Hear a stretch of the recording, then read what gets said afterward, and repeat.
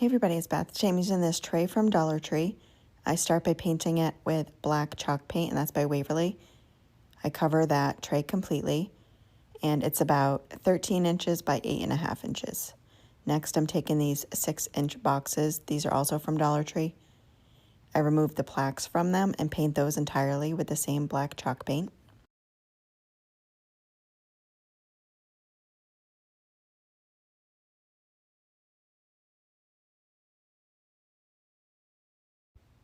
Once those are dry, I put those plaques back on.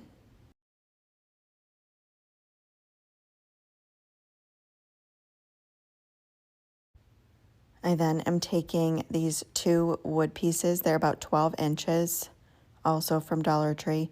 I brush on Antique Wax by Waverly and blend it in with a baby wipe.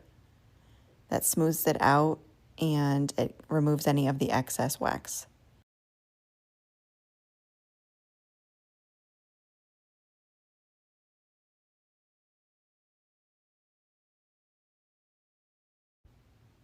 I then add quick hold glue onto one of the sides towards the back of the tray. Place in the wood piece.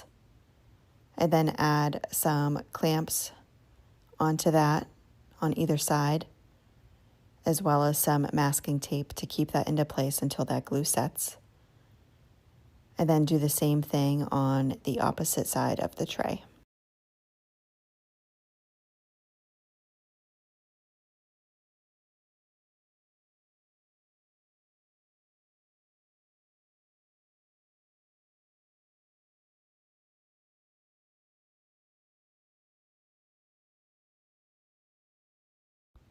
I then flip that over, add some of the quick hold glue on the inside tops of those wood pieces and place in those trays, and add some clamps as well as the masking tape, again keeping that in place until the glue sets.